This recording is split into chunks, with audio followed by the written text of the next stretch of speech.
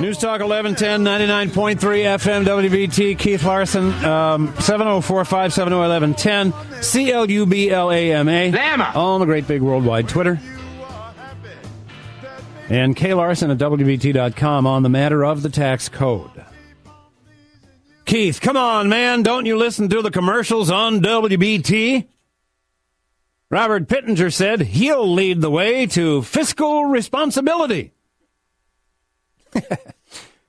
I mean, he wouldn't say it if he didn't mean it, right? Right? Yeah. Right. That's why I have to chuckle. I don't, and I appreciate, who was that of the guys we were speaking with? Craig? It's Craig, I think, and he said he's 9 out of 10 optimistic. If we just get some of these actual conservatives in, Ted Cruz, Rand Paul, sure, we'll see that change happen in the tax code. Uh-huh. Yeah. And Robert Pittenger. I got to tell you, it's funny to see, and I think there are a couple. The one that I know of is Mike Steinberg, who's running as like a Tea Party guy, actual conservative guy. I think there's others. Republicans, or I should say people who say that they are more conservative or actual conservative or real Tea Party types, challenging Robert Pittenger in the congressional primary. And it cracks me up because they've got like zero chance of getting Robert Pittenger out of there. And, of course, Robert Pittenger, except for patronizing, pandering ways, is zero when it comes to being an actual conservative. Pittenger is as much the big government part of the problem as anybody. But here you have now some actual conservatives trying to get out there and challenge him in the primary. A virtually impossible task because the establishment of the Republican Party is going to be pumping money. Pittenger is going to have, of course, he could just write a check himself, or Mrs. Pittenger, I guess. But he's in. He's in. That former Sue Myrick district is as safe as the former Mel Watt district. It's as safe Republican. And so whoever wins the primary is going to win.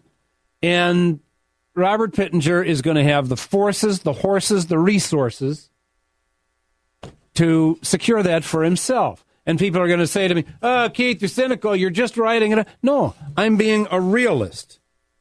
I'm being a realist. And here's the point, and here's why I bring it up. Because to make actual political change takes incident by incident, district by district, radical change in thinking that voters cannot bring themselves to. I'm sorry to declare that, but it's the truth. And that Sue Myrick district is a fantastic example. What did I tell you a year and a half ago about the former Sue Myrick district?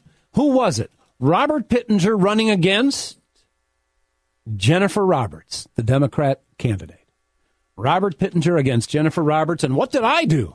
And what did I tell you to do? You want actual change? You know Pittenger's not your guy. Vote for Jennifer Roberts. Why did I tell you to do that? Because if you had elected Jennifer Roberts, conservatives, you'd have been fighting to win the war and not just a battle. Once again, you won yourself a battle and lost the war. If you had elected Jennifer Roberts, where you would have been now is having a first-term Democrat, Jennifer Roberts, running for re-election, and the primary would have been wide open. There'd be no incumbent Robert Pittenger to suck up all the money and have all the government resources at his disposal in running for re-election. It would be wide open. And Pittenger would have already lost once. He'd have already been a loser in that district. He'd have probably not even been in it again, despite his ego and his bank book. You'd have been wide open. And you'd have had a chance to get an actual conservative in there, not just an R. And what would you have given up? Nothing. Not one vote has been decided in the House by one vote of Republican versus Democrat. Not one. You had a safe Republican majority in the House. Okay, fine. So you'd have had Jennifer Roberts organizing out there with Nancy Pelosi. So what? It would have meant nothing. And you'd have had a real, actual chance to come back in this primary this year, wide open, fight it out, and have, maybe it's a Mike Steinberg, maybe it's a whoever it might have been. You'd have had a real fighting chance instead of just another establishment, big money, big government Republican, Robert Pittenger, running for re-election with all the money and all the power behind him. Couldn't do it.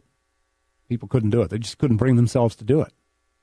That's how politics is tied up in Jersey. That's how it's tied up in imagery. That's why you got no chance whatsoever. And then what do? The Robert Pittenger, just like Sue Myrick, wins the primary. Then what? Then you pull out this old crap. Well, I'm going to hold my nose and vote for Robert Pittenger. Well, I'm going to hold my nose and vote for Sue Myrick. Sue Myrick, who voted for the prescription drug bill. Bigger deficit than Social Security. Obamacare before Obama dreamed of it. That was Bush care. Sue Myrick. The first TARP bailout. She was right there. Well, we have to do something. We just have to do something.